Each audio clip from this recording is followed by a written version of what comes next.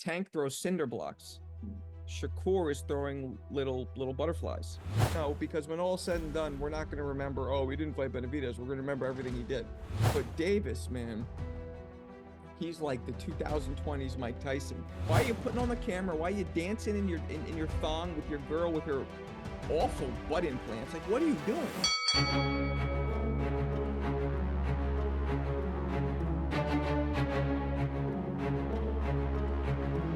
Welcome to the Ring with the Parley with your hosts, Kendall Gill and Tilo, where they duke it out over the current events of the sweet science. Moderated by Mindy Bryant, with correspondent Alex Correa of the Squared Circle Report. Sponsored by 6040. What's up, guys? Welcome into the Parlay. No Kendall Gill in the building today. It's just your boy Tilo, but we got so much to talk about, especially after this weekend with Canelo and Berlanga going crazy in an event that was very awesome, I think, in my opinion. Mexican Independence Day, and a really also cinematic moment at the end of the fight. We're going to discuss that today. We have a special guest in studio, but before I introduce him, let's do what we need to do. Shout out to Glory Wash Pro LLC, the show sponsored by Glory Wash Pro LLC. The description is there in the description box. Check them out. Talk to Jonathan. They'll take care of you. Water pressure washing, roof maintenance, all that stuff. He takes care of it, and he will get you going very clean. Check them out. It is Glory Wash Pro LLC. They are the people you want to meet. Today, we're going to be recapping Canelo Berlanga in this next episode of The Parlay. And again, no Kendall Gill in studio, but I do have a special guest. This guy is freaking awesome. He's from Jersey in the East Coast. He loves the sport of boxing, was a boxer himself.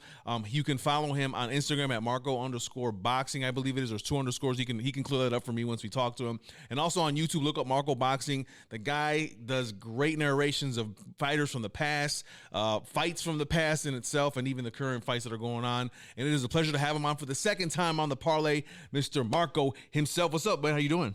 What's going on? So first thing, I'm a little offended. I'm not from Jersey. You're not from Jersey? Hell no.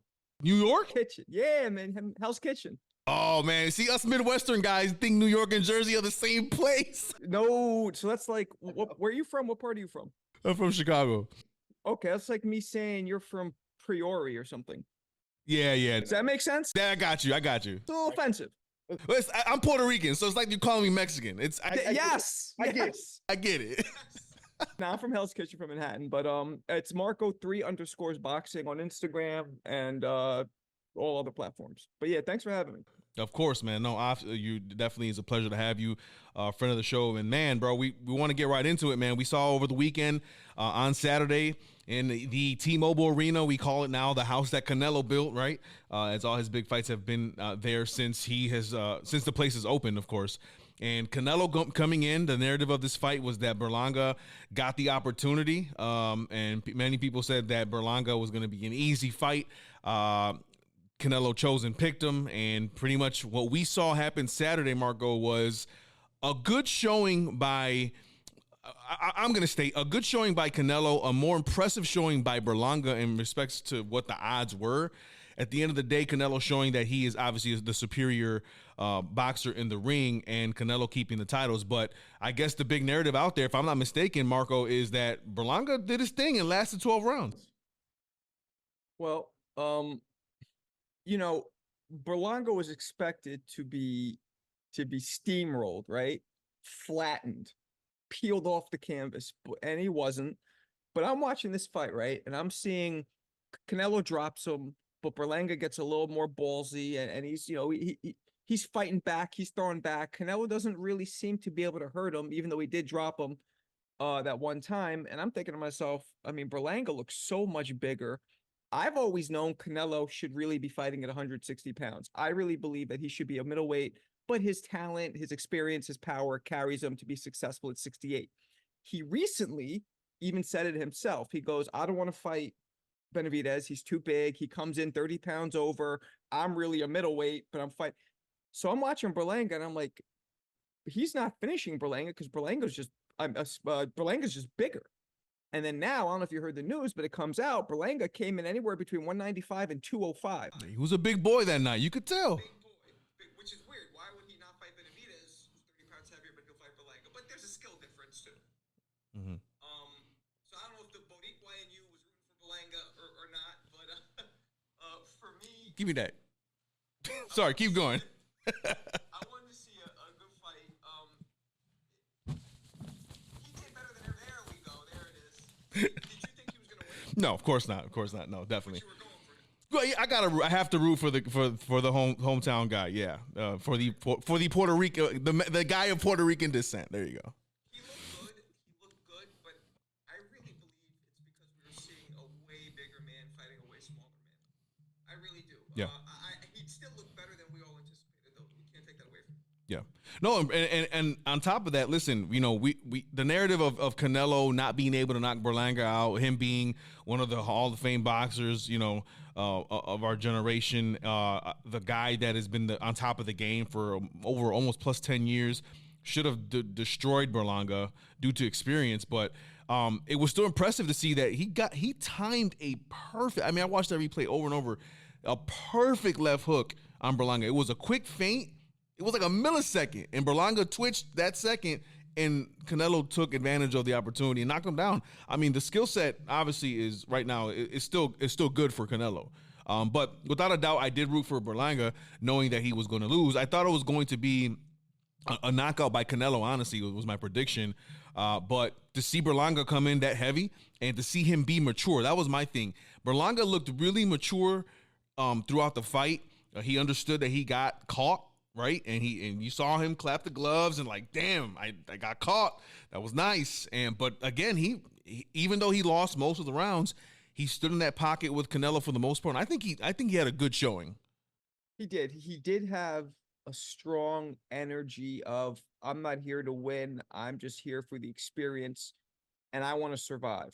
And after the fight, he seemed like, yeah, man, I stood there 12 rounds with a legend. And this, while I get that, you got to have a little more of like, no, I'm going to flatten this dude. And he didn't really have that. And, I thought he was scared leading up to the fight because he was talking shit, but it didn't seem genuine. But it turned out he was just in admiration, really. Yeah. Of Canelo, who I guess he had looked up to since he was a young amateur. Yeah, no, the words coming out of his mouth at the end of the fight right away when they embraced each other, and I heard him say, "Tu eres mi ídolo" in Spanish, "You're my idol." I was like, wow. Okay, it explained a lot without a doubt.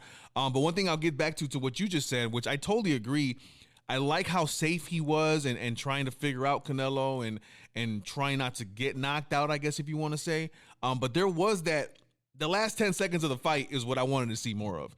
At some point I wanted to see you go, toe to toe with this man. Your trainer kept telling his trainer kept telling him, hey, now it's time. I think it was round 10 or 11. Stay in the middle of the ring. And it's time to brawl it out. It's time to, go all on your shield, essentially, without telling him that. Do you think Berlanga should have got on his shield? No, because you saw when somebody gets dropped, it's a whole psychological switch, right? So he was like, I'm not getting embarrassed. I'm going to survive this fight. I'm going to say I went 12 with Canelo. And, that's what he was doing. Look, I feel like everybody who's fought Canelo, Plant was in there being like, yo, this is dope. I'm pretty good, right? You remember that? Plant's talking to him. I'm not bad for 21-0, right? This is great. I love this. Canelo's like, what? Yeah, and then you got Charlo, who didn't throw a punch, just wanted to survive. Everybody's been in this survival mode, and people were criticizing Canelo. Oh, Charlo's smaller. But Berlanga was way bigger, and he was still trying to survive. Yeah. And that narrative about Canelo, I wanted to get to you on that as well. Canelo not knocking him out. You're a boxing purist. I consider myself one as well. I love the sport. Do you believe that Canelo is on a downward slide and is he losing that knockout power now, or is it just that Berlanga was just too big? Too big. I mean, he knocked out Plant. He would have knocked out Charlo, but Charlo's smaller. No, I think Canelo, he doesn't look any less to me than he did 5-6 years ago. He looks about the same. Yeah, I don't think he's on a downward slide, but you can get old overnight. Yeah. Well, Father Time's undefeated. That saying is true. It's not a myth. It's true. And so I don't think Canelo's there yet. But I can tell you that maybe there's a little bit of a decline just because due to his age. But when it comes to IQ, Canelo still got it, and that knockdown in the third round proved it in all reality. So it was a beautiful knockdown. After the fight, Berlanga's going to be, I think Berlanga has opened doors for more fights. He's going to be in maybe a couple more pay-per-view fights. He still has a Puerto Rican flag behind him, even though he's not from the island, so he's very marketable in that sense. He's going to be able to pick more fights. Where do you want to see Berlanga go next after this? I don't know, man. I don't know if he can stay at 68. I don't think he can. Yeah, it's tough. And at 78, I don't think he can. I don't think he's going to do very well against Beterbiev, Bivol, and those guys. I don't know. Or Benavidez? No, hell, no. Yeah. No. I don't know. I don't know. Maybe try and stay at 68. Maybe try and fight Caleb? Huh? Caleb? Maybe. But Berlanga doesn't have the experience. Like, he just fought Canelo, so that's great experience. But other than that, he doesn't really have the experience for these other guys. Yeah. So I don't know. I'm still not sold on Berlanga. I thought he looked better than I thought. His jab was better. His jab was much better than his previous fights. That's the one thing I knocked him for was his jab. His jab was he just flailed it out there a lot, and it just wasn't strong. And in this one, his jab definitely improved, and he was tagging Canelo in between rounds. A little bit, yeah, a little bit. But Canelo's has one of the best chins in the sport, so it's tough. It's tough to shake him. But you're right. His chin is ridiculous. He's a strong fighter, never been knocked down. Which leads me to Canelo, and the most famous question that's being asked, obviously after the fight, is can these two fight? Can Benavidez and Canelo make a deal? Will Benavidez be willing to come back down again? To 68 and can it happen? There's no other fight out there but Crawford. And honestly, Crawford shouldn't, to me, in my opinion, shouldn't even be fighting Canelo. Like, that fight shouldn't even be a fight, in my opinion. You disagree? It's not going to be a fight. Canelo's not going to fight him. Crawford's pushing hard with Turkey by his side. No, and I don't think Benavidez is going to happen either because Canelo doesn't want to fight either of them. He doesn't want to. Why would he fight Benavidez now and not the last 5 years? What's the difference? He doesn't lose anything in his legacy, especially if you don't fight him. No, not really. No, because when all said and done, we're not going to remember, oh, we didn't fight Benavidez. We're going to remember everything he did. And he did a lot, so he kind of he has earned the right to pick and choose who he wants to fight. I wish he would fight Benavidez, and it is one of the biggest ducks we've seen. But at the same time, he has earned that right to duck. So you're saying it's a duck, but you're saying that if he doesn't fight him, you're fine with it. I'm not fine. I don't like it. Oh, okay. But I'm not shitting on him like I don't think he's scared. But he was honest finally. This dude's too big. I guess that is scared. I don't know. He's too big. But that still, if he makes the weight and follows the rules of the sanctioning bodies at super middleweight, then he's not too big. But, what are you going to do? Canelo has fought a lot of people bigger, that the Kovalev and guys where I'm like, no, he should not do this. Yeah, well, Kovalev was definitely off. I think Kovalev was done at that time, in my opinion. He wasn't the same Kovalev. I guess he was, but still, that's a big jump to go from somebody who was fighting at 47. Or did he ever fight at 47, Canelo? Or was it 54? When he was younger, but then he started his big career at 54. So to jump up to light heavyweight, that's pretty impressive. That's a big jump. It is. No, yeah, there is weight classes in boxing for a reason. People don't know that outside the sport. They just think whatever, but they exist for a reason. I just think in regards to if he fought Kovalev, he said, "Oh, definitely I can do this." But I think he knew Kovalev wasn't the same. And then when he fought Bivol, that's when things changed for Canelo, I think, because he felt a sturdy, super lightweight. Super heavyweight fighter, and he felt that power. I think Benavidez has more power than Bivol. Realized he had no business in the light heavyweight division. Yeah. He's 5'8", you know what I'm saying? Like, no. I don't know what he weighs fight night, but it can't be. I don't know what he weighs. I forgot. I wonder what he weighed against Kovalev. I don't remember the official weigh-in. Yeah, I would have to double check that too. But yeah, no, without a doubt, I totally understand. I still hope we see it. It's a fight that would be so intriguing. It would end up in a stand-up match, and Benavidez taking this. They both almost have the same approach to fights, where they take first 3 rounds off and figure things out, and then mayhem after round 4. I think it would be an amazing fight. Hopefully we see it. It would be a treat for fight fans without a doubt. But a big weekend this weekend at the Sphere. I'm sorry, not the Sphere. That was the UFC event. At the T-Mobile Arena, where Canelo does retain his titles. And Berlanga basically sets himself up for a couple more fights at the least. So definitely. I just looked it up. He was 174.5. Okay, 174, which is pretty big for Canelo. Wow, yeah, which is pretty big for Canelo. A couple other things here, Marko. Before we let you go and enjoy your day, really quick, Tyson Jake Paul happening in November. I ask every guest this. I didn't get to ask you this last time, but is it a real fight? Is this going to be a real fight? Well, I don't know if you remember my background, but I used to train with Kevin Rooney, who used to be Mike Tyson's trainer. So I have connections with Tyson. I spoke with one of Mike's close friends to this day, who said that Mike is going to go in and try and take his head off. This isn't going to be a Roy Jones thing where he holds back. Okay. So I look at that fight. I look at that. Yeah, I think it's going to be a real fight. I think Mike Tyson has the advantage, obviously in experience, 30 plus years. I think he's still faster with his hands. I think he's still faster with his feet and his head movement. That's what made Tyson a heavyweight that was stellar, that was untouchable, that was out of this universe. His head movement, his foot movement, he'd be in there. People couldn't hit him. Roy even said that after the exhibition. Roy goes, I got the fastest hands in the sport, or at least I used to. He's like, I still couldn't hit this guy. He was moving so quick. So Tyson has faster hands, faster head movement. He hits harder. Don't forget, Mike Tyson's naturally 225, naturally. Jake Paul's like 199 naturally. So he's bigger. He had one of the best chins in history, Tyson. The few losses he took, how many rounds did it take of Buster and Lennox beating him down before he went? Oh, yeah. Way over the fight. Cracking him clean. So the only way Mike Tyson loses this fight is if his age affects his punch resistance. Meaning if we get like a Holyfield versus Belfort, where suddenly Tyson gets hit and he's wobbling. Because that's never happened. It historically for Mike, his chin is great. But if his age makes his chin resistance, his punch resistance, his chin not good, then maybe he can lose. But Jake still has to land the punch, and Tyson's hard to hit. You think Jake's gotten better? Yeah, of course. I mean, he's training and sparring with the best people in the entire industry, because of the money he has and the connections. So yeah, but you still can't make up for experience.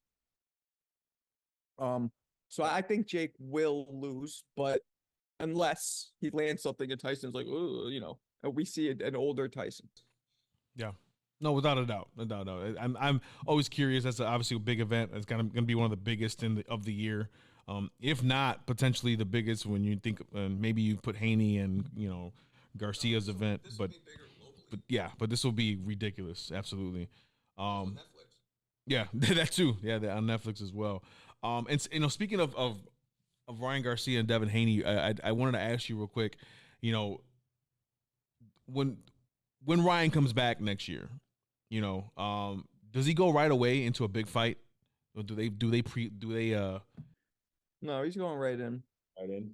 He needs to rematch Haney. If ever a rematch needed to be made, it's this one. Yeah. We got to see. It would be bigger than the first one. Juice, or was it the left hook? The natural left hook? What was it? Yeah. But I don't know if Haney wants to fight him. Yeah. I totally agree. It'd be an amazing fight. I don't see anything different happening. But maybe I just don't, because I'm not sure that he took enough I know he had steroids in the system. I don't know if it was accidental or not. I don't know if there was enough in there to actually enhance his performance. Because just because you have it in your blood doesn't mean it's actually working. But it could also, did that juice make him that fast and that's because a lot of people say, well, the left hook landed, that wasn't the juice. Well, it could have been, because the juice makes you throw faster and harder. Then yeah, it is. Yeah. So we don't know the answer to those questions. So the only way to answer that is to rematch. Yeah. Shakur Stevenson got a hand injury. We reported last week, obviously, that the fight his fight's been canceled. Now I wanted to ask you about Shakur and Gervonta. I mean, right now it seems like that's the only fight that could potentially happen soon.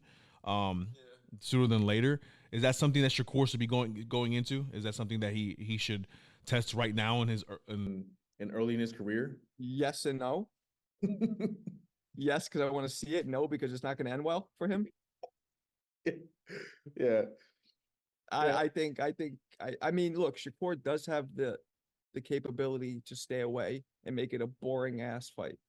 Maybe even win if he just stays away, jab, jab, jab, stays away, what he did with De Los Santos. Maybe. No. But Davis, man, he's like the 2020s Mike Tyson. Even the shots that he throws that miss, you hear people go, ooh. When you're oohing off a miss, just the wind blowing from the shot, he's creating little tornadoes when he's missing his. I mean, he can punch. Yeah.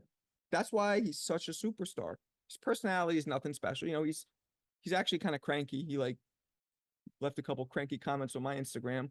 You know, he's quiet, but he's one of the few fighters in history that just how good he is makes him a superstar. There's been very few of those. Usually you got to add a flashy personality with that to become a superstar in boxing. But you got guys like Hagler, like Mike Tyson, like Javante that just it's their viciousness that makes them famous. It's all they need. Well, Sonny Liston. Yeah, and look at Shakur. I don't know if you've seen some of the videos we've posted, but like when it comes to Shakur Stevenson, like his skill set, to me, it is so impressive. Like the way he conducts the sweet science is just at an elite level. Like, and that's why guys can't catch him. They can't cut off the ring because he just knows how to do it. The problem is that he's very conservative, and to the eyes outside the ring, it's not entertaining, and you can lose value from it. How do you feel about Shakur? It's not even conservative. It's Tank's conservative, but what's the difference? He's not scared. Tank throws cinder blocks. Shakur is throwing little butterflies. You know what I'm saying? So that's the difference.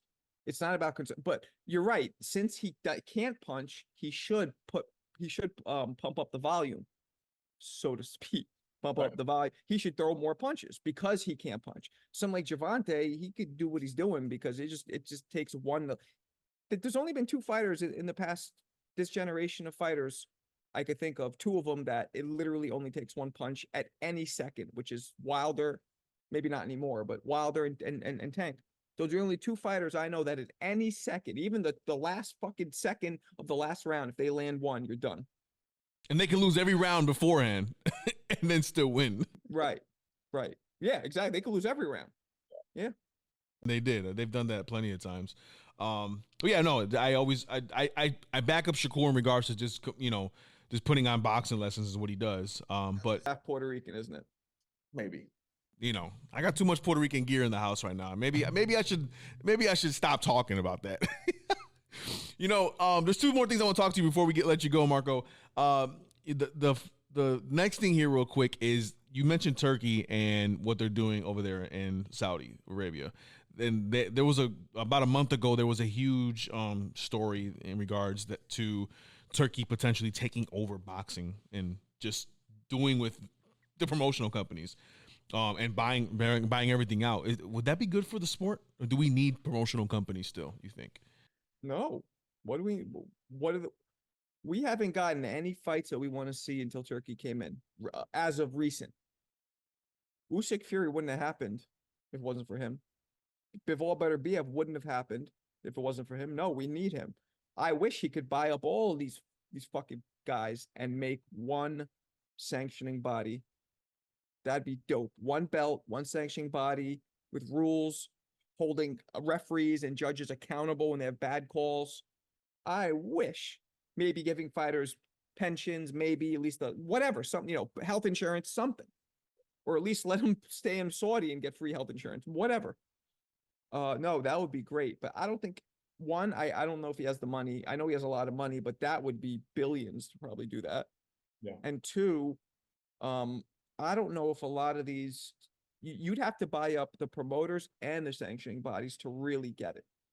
And they won't sell. I don't think I don't think they would. Maybe some of the promoters, but even the promoters, they're used to living in like the Lord of the Flies, every man for himself world. So they suddenly want to have a boss or just sell. Nah, maybe Don King, because he's, 93, maybe he's ready to, spend the rest of his days, just take the big check and walk off. But he's not even a major player in it anymore. Yeah. Yeah. And Bob Arum will definitely not. Yeah, but he definitely wouldn't. I don't think Bob would. He got too much pride to go with it. Exactly. So I don't think it would ever happen. So, but I think it's a good thing. Yeah. And speaking of promoters, obviously, and I want to get this is a fun question here real quick. Have you been watching Clapback Thursdays with Oscar De La Hoya? I've watched clips of it. Yeah. What I mean, as a boxing guy, I'm thoroughly enjoying them. Not that I agree with everything he's saying, but I am enjoying every little jab he's doing. I want to ask you, like, do you think this could be a downfall for him with Golden Boy? Because he basically is he don't care about nobody. He's just going at it with all the major players, as you mentioned. I think I don't like it. Yeah. I think he should be above doing that kind of shit. Personally. Yeah. He's a legend. He's a legend in boxing. Arguably one of the greatest. Like I'll tell you the truth. I give Oscar a great chance in beating any welterweight in history. Chance. Beating most of them and having a great chance to beat any of them. That's how great he was. And he has a very successful promotional company. What are you doing? Why are you putting on the camera? Why are you dancing in your thong with your girl with her awful butt implants? Like, what are you doing? yes, somebody had to say it, bro. No, but why are you doing? Yeah. But at the same time, I guess he has people going at him because now we have social media. You didn't have that in the 90s. And he's hearing people, Oscar stole from me out. So he's trying to get back at them. So I get part of it. He wants his voice to be heard, but he's doing it. He's kind of like, Wendy Williams is? Yeah, of course. He's kind of like Wendy Williamsing himself, like gossipy, like I don't like it. Yeah. Well, he's being a troll is what he's being at the end of the day. Well, not really. Yes, you're right, but he's also Yeah, it's a mix of a troll and just responding to him, like you don't get entangled in the gossip. You just, well, whatever. Yeah. You know what I'm saying? Like, but that's me. I don't know. It's obviously stirring things up. I do think, and he's admitted this, he can't stand being out of the spotlight anymore. This is keeping him there. So maybe that's the motivation. No, I mean, it could be a mixture of all those things without a doubt. I look forward to them because I'm just trying to see what obnoxious thing he's going to say next for people to talk about. But he's in the spotlight, and maybe that's what he needs for more sales. I don't know. He's living his life. I will say that there's one common denominator with him, and it's him. There's been a lot of fighters who've left his company saying that he's shiesty. Yeah. And and I'm not saying he is. I don't know, but the one common denominator is him. You have Canelo, Floyd, all these. Juan Manuel Marquez this week, right? Right, Shane Mosley, who I know personally. Like, yeah, so I don't know, but whatever. And then he gets these weird ab chiseling. Oh yeah, the surgery in his abs. Yeah. Like, and I guess that's his version of when women get Botox. I guess that's the male version of it, but whatever. Yeah. Well, he's been a very entertaining source of content for boxing fans weekly on Thursdays. Yeah, I mean, I don't like. Yeah, I look at it, but and then you got to admit when you watch it, you don't believe everything. No. Yeah. That's what I'm saying. It's not like an authentic, a genuine spirit coming out of it. It's like maybe he's telling the truth, probably half lying, and then it's like, who cares? Yeah. I'm sure it'll catch up to him. I want to see how that goes for Oscar down the road. So we'll see what happens. Man, Marko, always a pleasure talking to you, man. Not from Jersey, but from New York. Hell's Kitchen, baby. Like Berlanga, Berlanga all week. I'm from New York. I gotta remember that. There's a difference. I'm old school New York too. Not what it is now. All pretty. Yeah. Big difference. Yeah. The trenches. I got you, big dog. Marko, man, where can they find you, man? Marko Boxing. Marko 3_ boxing on all platforms. I appreciate you having me, man. Absolutely. Check him out, man. The guy, again, if you haven't seen his videos, he breaks down old fights, new fights, boxers in itself, and talks about categories in boxing. It's great narrations, great storytelling, man. You're doing a great job, Marko. Thank you so much. Thank you, man. Appreciate you. And that was Marko Boxing. Thank you guys for joining us on the Parlay. Don't forget to check us out on social media. The description box is there. Make sure you guys subscribe. And of course, as always, don't forget to watch for Glory Wash Pro LLC. They'll take care of all of your washing needs, from cement cleaning to driveway cleaning to roof cleaning. They will take good care of you. Next episode, I will have KG in studio, I promise, because when he's not here, I talk a lot of crap. So, editor, make sure you put this in there. KG, stop avoiding me, dog. Stop avoiding me. It's the Parlay. What's up, guys? T-Lo here for the Parlay. 15-year NBA veteran Kendall Gill there. Sir. Don't forget to subscribe to everything you see there in the description box. We want to hear from you guys. And, of course, hit that bell for the notifications. Like that, you know what's going on. Hit it. By the way, just want to make sure you know, Tyson Fury has never lost a fight to Deontay Wilder. And this is untrue. He lost the first I don't fight. even want to hear it, bro. He lost the first fight. I don't even You want to know hear it, bro. He lost the first one. He did it, bro. He lost the first one. He did it, bro. You have yet to watch that fight with me. He lost the last two, but not the first.